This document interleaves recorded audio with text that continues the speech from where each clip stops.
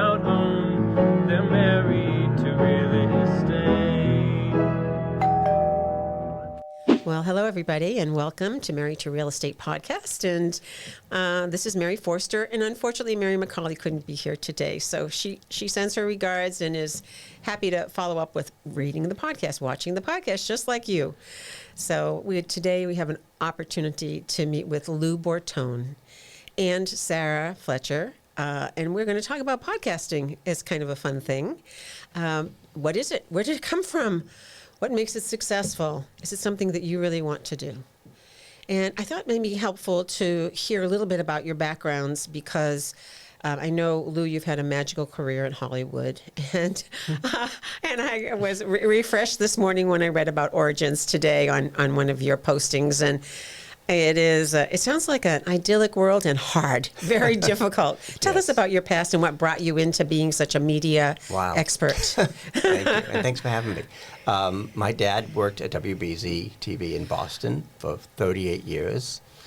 He was the art director, so I literally grew up at the TV station. He was there all the time, and I would go with him whenever I could. So on Soldiers Field Road. Soldiers Field Road. Right. Yep.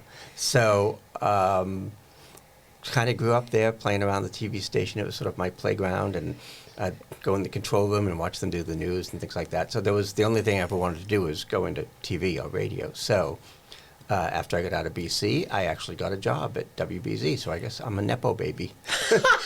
Before there were Nepo babies, right? And I worked in the switchboard in the mailroom, so I can say, I started in the mailroom at WBZ. But if you want to get an education about television, just work at the switchboard for 6 months, and you get all, So that was, having worked at WBZ, eventually I got a little restless and went to Los Angeles and was fortunate enough to get a job at E! Entertainment Television.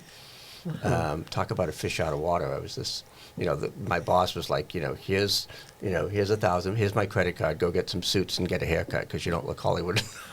I was like the Boston, doofus from trying to play in Hollywood. But that was, a great experience working in Los Angeles. And eventually I went to a company called Saban Entertainment, who did the Power Rangers and kids programming. And my boss, Chaim Saban, started swallowing up companies and just got bigger and bigger. And I ended up like, whoa, how am I? Suddenly I'm a senior VP with 25 people under me. And that was that. And then finally, after 5 or 6 years there, they were going to sell the company to Disney. And I didn't really want to work for Disney for various reasons. And I had twins recently, and we decided, this would be a good time to go back to Boston and have the kids raised with their family and their grandmother and grandfather. So I ended up back in Boston, back in radio. I'm like, wow, talk about full circle. And after I did that, I realized, wait a minute, I'm back where I started. I might as well just go off and do this myself. Yeah, great. So, yeah. But you have mastered a lot of technologies. You've mastered AI. You're an omnibus person when it comes to media, in my observation.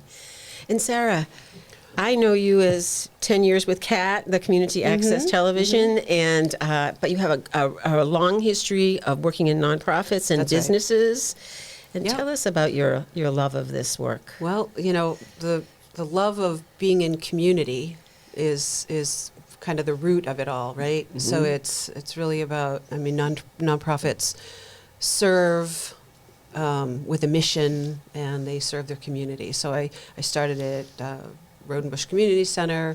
I've been to a nonprofit in Boston that's not there anymore. It was in Cambridge, called Interface, where we had a lot of interesting people from around the world teaching mystical arts and spiritualism and that sort of thing. Education. I worked at a couple of two universities, and came back around and landed a job with the Middlesex West Chamber of Commerce. I was there for 10 years. This opportunity came along to be the marketing and outreach coordinator at WestfordCAT. So I'm in my hometown, working in my community, raising my son. And when things changed at the pandemic time, we had staff changes and all that, I was offered the job to be executive director. one of the first things I did was to build this podcast studio. What 2021. Why? Well, it was trending, and I thought, this would be a great space for it, right? And I wanted a second studio, and the podcast made sense. The podcast studio made a lot of sense. And you have a lot of podcast clients now. Mm-hmm. Yeah. Yeah, it's attracted a lot of our TV producers really like the podcast studio. So they shifted from one studio to the other. We still have a couple of people that come in and do the TV productions, which is fine. We produce news here, and so the TV studio is still available and functional and well produced well directed with our staff. So the podcast studio also attracted a group called the New England Podcast Group. They found us, so we've all been at their meetings a few times, but they come here once a month, and I am a member. I have joined. Excellent. As am Yes. I. Excellent. As is Lou, a founder and a member. And the group joined WestfordCAT as a member. So, we've got a nice connection and support structure there. And Good. yeah, so it's attractive. People come in and check it out and are very impressed with what they see here. So why do people want to do podcasting? I think it's because there's a low barrier to entry. Yeah. I mean, this is an amazing facility, which is great that people have access to it. But, I mean, you really could do a podcast from your iPhone if you wanted to. Mm-hmm. So And I think you it's do. the low barrier to entry and the fact that, this, when I was in TV a million years ago, there were basically 4 networks, and that they controlled everything. And then cable came along, which I worked in cable, and that sort of spread it out. And then suddenly, when the internet exploded, it's like, well, we're all TV stations, we're all radio stations now. So you have your very own platform and your very own TV or radio station, and you can go talk about whatever you want. Right. And when did you start your podcast? The first one I did about 3 years ago. Only 3 years Yeah. ago. So I was video. So I've done video. In fact, I have a special place in my heart for public access television because that's, I was doing a sketch comedy show in New Hampshire, out of Bedford, New Hampshire. Well, first I was doing it at St. Anselm, but they catch me out because we were too controversial. But but for a time I found this article the other day when I was cleaning my office from the Hippo, and like, wow, this says we're on 30 stations around Massachusetts and New Hampshire. So we had bicycled our episodes, whole produced half-hour comedy show with sketches and news and fun stuff like that. So we were like a local version of SNL. And that was going really well, but at the same time, we found this platform called YouTube. And all of a sudden, it wasn't just, 30 little stations around New England. It was wherever we wanted. So So if we wanted to see your show, we could go on YouTube and see your old show? Yes, I'm afraid to say yes, but yes. You could probably find it. All right, we'll look for it. It's an archive somewhere. I was a lot younger and, anyway. But the reason I got into podcasting was, well, first it was kind of blowing up and it continues to grow and grow and grow. And secondly, when YouTube decided that they were going to be a podcast platform as well, I'm like, okay, this is all I have to do is, do my videos and I can upload them to YouTube as a podcast. Mm-hmm.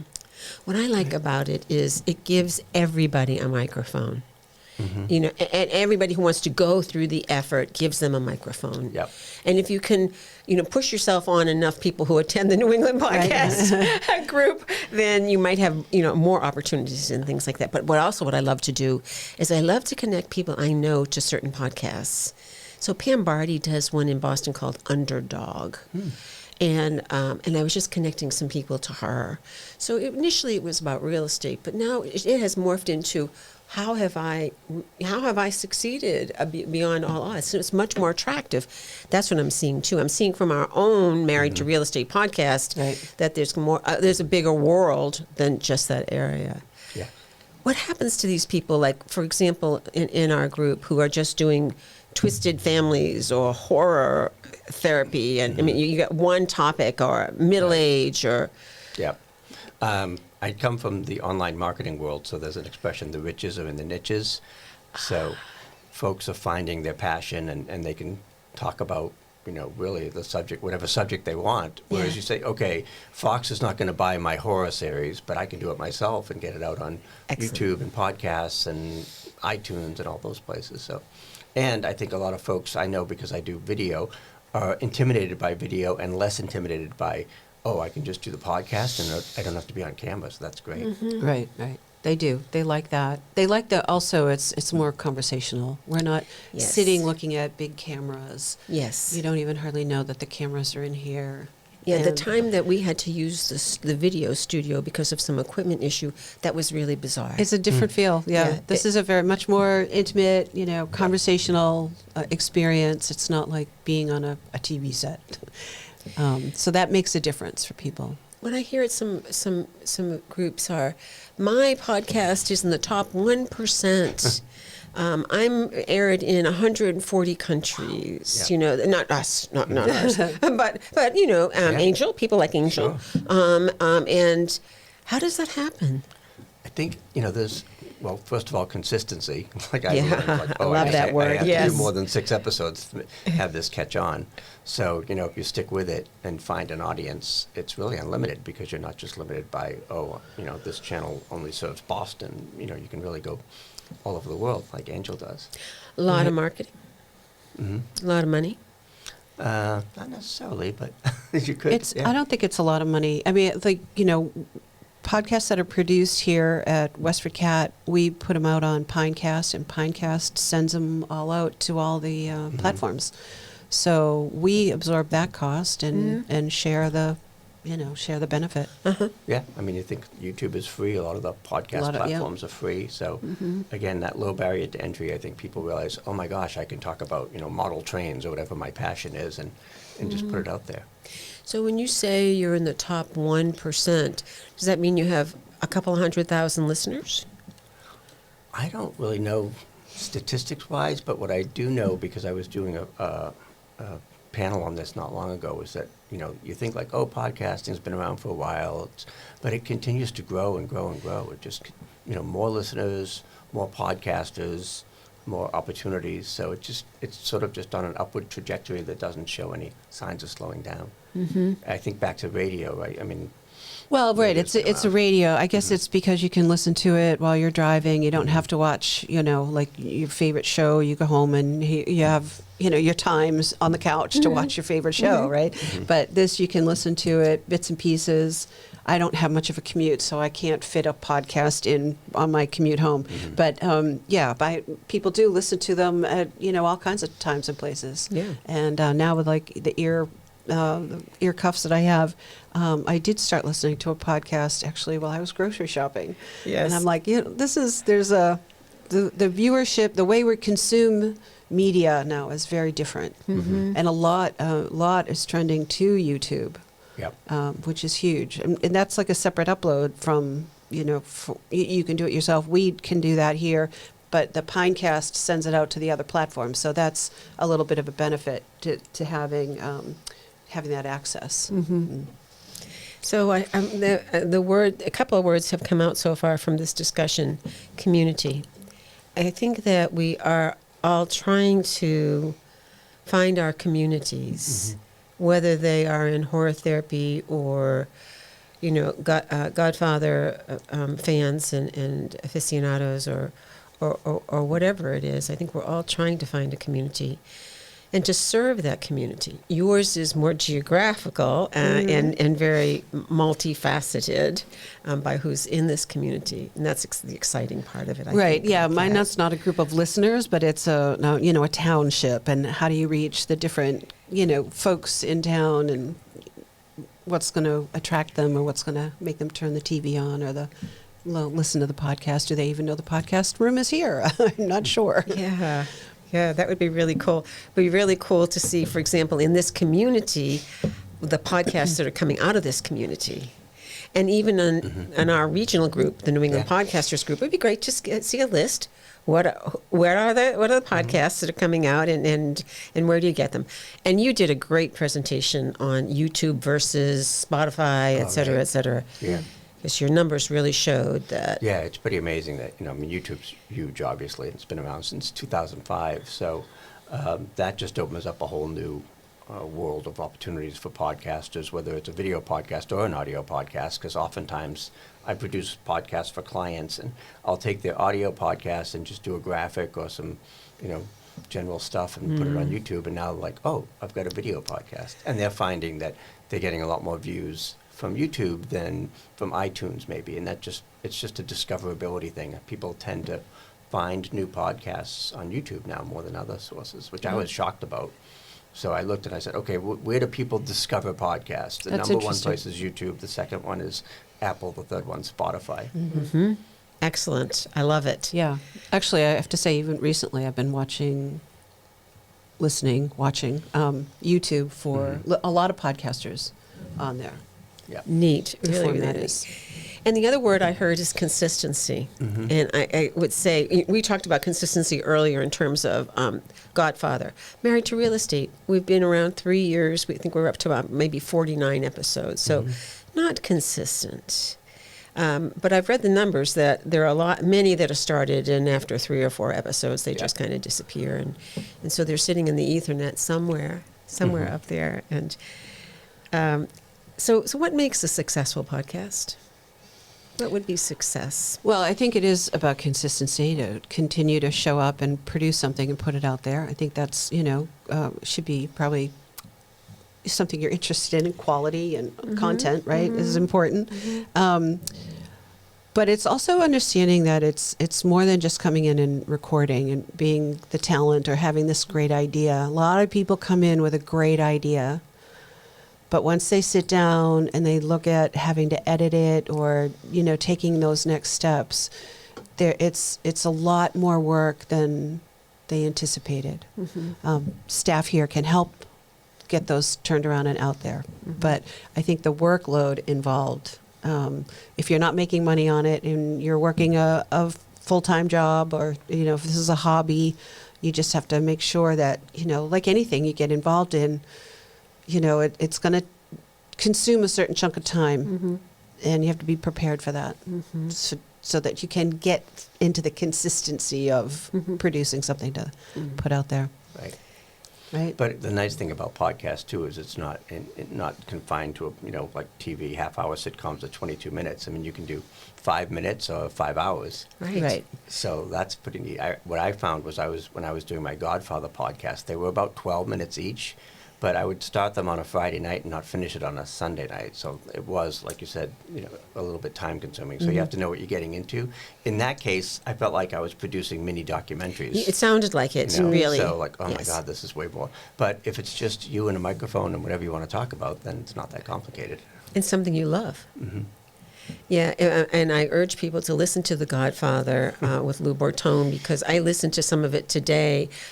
Take the Cannoli, which was fascinating, about how Marlon Brando was actually approved as Don Corleone, and that was a wonderful, wonderful bit of history for how that happened, and your insights were terrific. Right, it was fun, and I went to LA a few years ago and toured the Paramount lot where The Godfather was made, and then at the same time, coincidentally, the Museum of Motion Pictures was having a Godfather exhibit. So I went to that. I'm like, oh, maybe I can write this off because I'm doing it for my podcast episode. We'll talk to your CPA about it. So what makes a successful podcast in your eyes then, Lou? For your peeps, your clients, for yourself? I think you have to give it time to find an audience, and you mentioned community. I mean, if you can build a community around the podcast. If you look back, like again, I come from the TV business, so that's sort of my frame of reference, but even Seinfeld, which was a huge show, my favorite show way back when, needed a couple seasons before it really took off and became successful. So you have to be patient enough to find an audience, and you have to promote it. A lot of people think, oh, I'll just put my podcast on iTunes and people will find it, but you really have to promote it pretty actively so that you can help folks find it. So that's where I think the money comes in. That's where some of the costs come in. So you have a new podcast, Oh Shit, I'm Dead. Yes. I love the title. I love the graphic. It was It was just perfect. It was perfect. Yeah, I was talking about, I reached sort of a milestone birthday, and I was talking to a friend about, like, we'll probably have fewer years ahead of us than behind us. So I just wanted to talk about legacy in sort of a lighthearted way. And so we've had people on who are past life regressionists and people who talk about reincarnation, and other people that just talk about, legacy means living your legacy and doing something now while you're still here. So that's been kind of fun. And again, for me, it's consistency. I just have to keep, Yeah, I keep have at to it. Do the and this Yes. isn't easier for me because it's an interview podcast, so I just have to get a guest and let them shine. Exactly. Exactly. I listened to a few of them a couple of weeks ago, and that was fun. That was it was serious. People were serious, and I guess I was thinking that title on the graphic just grabbed me. And but as I look at my own kind of legacy, what is my own legacy? It makes me really think about that, right? Right. It's really kind of fun. Yeah. What do you advise your clients in terms of what do they want to make money? Do they want to enhance their career? Are they promoting their service? Are they have a mission because their son died of X, Y, and Z? I think it really starts with passion. What do you think? Yeah, I mean, Not so much like, I think I can make money from this. I think it's more about people want to do something. they have to share their story, right? They want to help somebody else. I think there's a real need to get the information out there and, how can, what I've gone through help someone else, looking at, especially, when you're looking at passing away, getting people through that transition, if they've lost a loved one of any age. Loss. That loss can really, it's very hard for people to deal with their grief. And I think, that's, you'd have to have a passion to talk about that and helping people through, Right. Yes. Yeah. And I think that's true with anything. Well, you want to create some excitement. You want to have an interesting story to tell. You want to help people and convey some message that, you're going to be okay. Right. Yeah, so I think a lot of it starts with passion. And for me, personally, as an introvert, I use it as a way to talk with people and reconnect with them. So far, I've really just had a lot of my friends on the podcast and just an excuse to chat with them. And especially since COVID, we don't see each other as much. Fun.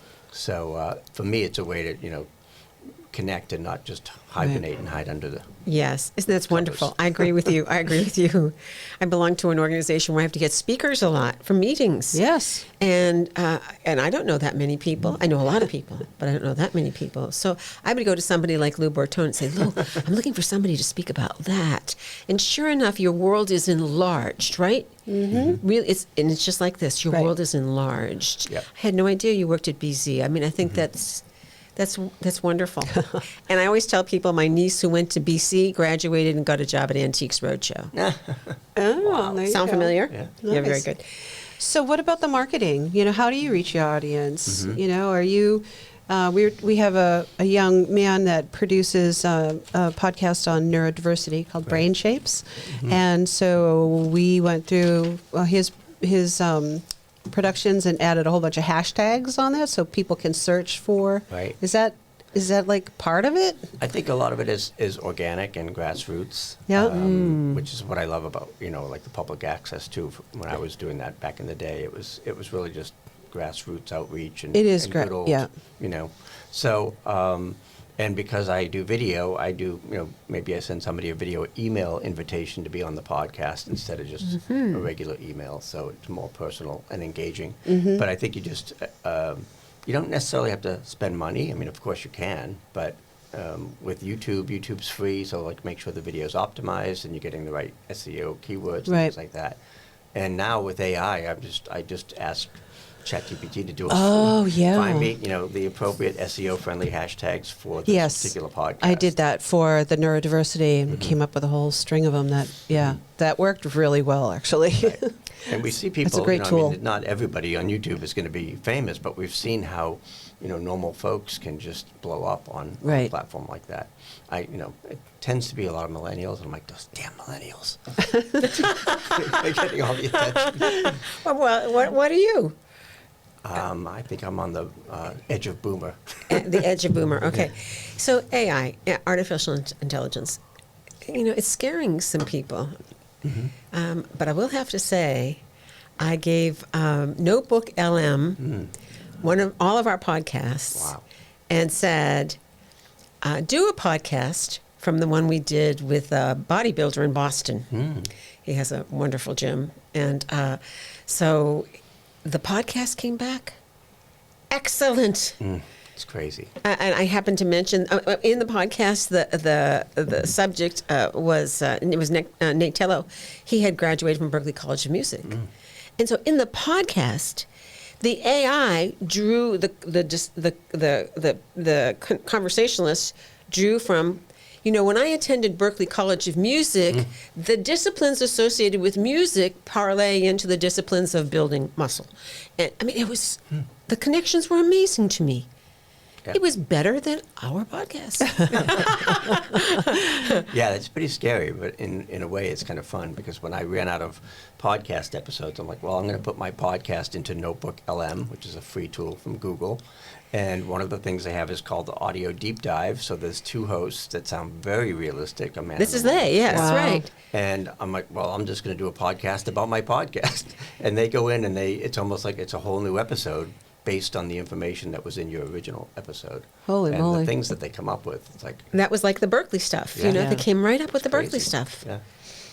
I have seen some pretty crazy things with the AI, where an avatar you can type in your message and your avatar can now tell the message for you. Yep. You use And- avatars a lot.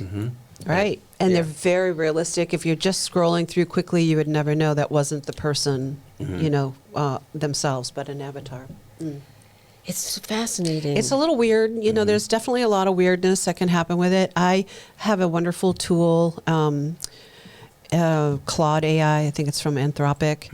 And I feel like I have an executive secretary, like write me this letter, write up a, letter of inquiry for a grant. And the stuff is really brilliant. It is brilliant. Yeah. It's amazing. It's amazing. I just, your resources are unbelievable, just really unbelievable. I've taken a couple of courses from Lou in which he reviews the various resources around AI. It's overwhelming to me, I have to say. It can be. But It can be. You can find your one or two or three tools. I bought that you- Notebook LM is what I did. And, again, you mentioned like the marketing, and I don't particularly love being on camera, and I want to try something like, Yes. how do you stop the scroll if somebody's on their phone just doing their thing? So that's why I would do, a bobblehead version of myself inviting somebody to a webinar rather than me on camera, just something Oh, to be a interesting. little bit Oh, I'll A have little to more do that. intriguing, something I'll to have to do catch his that. attention. Yeah, I don't try. I do have a Lou bot, but I don't try to use that because, like you said, it's not quite. It's still a little bit off, but it's nice to know that I can count on that if I need to. So why is it that introverts are in such public media all the time? The number one world speakers, public speakers, 80% of them are Right. introverts. Yeah. I don't know what it's interesting because it's the same like with musicians and And performers. we have It's family like, members, same you're here. singing in front of 60,000 people. How can you be an introvert? It's like, well, Yeah. it's different. It is different. Any thoughts? I mean, I know we're going to take a walk through a CAT today, the Community Access Television Station, and get some of your thoughts. But what kind of help could a community access television do for people who want to maximize what they're doing with their own podcasts? Either they can come here or generate them themselves. What is it that we at the CAT could do? I think, first of all, going from an audio podcast to a video podcast is great. This is video, so now you've got the opportunity to put that podcast not just on iTunes, but on LinkedIn or Facebook or YouTube. So it just opens up a lot of possibilities.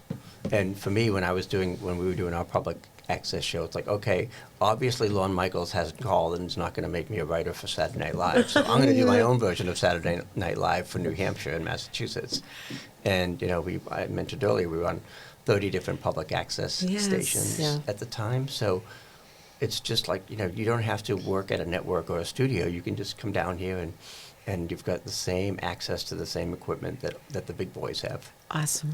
Yeah, Massachusetts are over 260 CATV stations, Yes. and which is, mind-boggling. There's a couple thousand across the country, but we can share the content station to station, and it is uncensored. So this is definitely a grassroots media outlet. It's a little probably underutilized at the moment, but has Yes. a lot of power. There's a lot of potential. Especially when you're trying to get messages that aren't state-sponsored media. Yeah. And yeah, I mean, you have access to all this equipment, because a lot of times when I'm working with folks, they're intimidated by the gear, or like, oh, I'm going to have to get this and get that. Right. It's like, no, you just go to your public access cable station, and Awesome. everything's there, all the equipment, all the resources. Tech support. Yeah. Yeah. We'll Yeah. do a public service Video. announcement with Lou. Yes. Just have a public service, and this is Lou Bartone, and blah, blah. And that's all you have to do is come here. Tell us about some of your classes that you're teaching. Lately, I've been teaching a lot of AI classes because I'm just fascinated by it, and I've sort of leaned into it. And, everything from creating those video avatars to cutting your editing time in half. You mentioned editing is one of the roadblocks to podcasting. I think it is, yeah. And now Or that TV production, right? any kind of production. The recording is the easy part. Exactly. And I just saw a statistic from Wistia. They do a state of video report every year that I just, I kind of go through it and try to pull out the bits and pieces. But one of the things that surprised me was that people spend twice as much time creating their podcast than promoting it. And for me, I do that backwards. I spend twice as much time promoting it Right. because it's easy to create it now that there are platforms like Descript.com, which allows you to edit without having to, really be a professional editor. So I've been teaching a lot of that because for me it's about, like, if I just want to empower my students and my followers and my fans to say, you can do this. It's not that difficult. You don't need Awesome. a ton of equipment. You don't need a ton of lights. And in my house, my wife said, if I bring home one more light, I'm going to be out on the... The solar panels are going up on the roof. Is that right? I tend to buy a lot of equipment. Yeah. And I justify it by saying, I have to teach my folks how to use this. So, but you don't need a lot of equipment. Right. We won't tell your wife. You can store it here. Thanks. Well, Lou, Sarah, this has been a great conversation. Thank you for and having thank me. you so much Thank for you. sharing your experience and your passion and helping us identify the concepts of consistency and communities. And I'm going to take that advice on as a podcaster too. Thank you. Thank you. Great. Mary, Mary.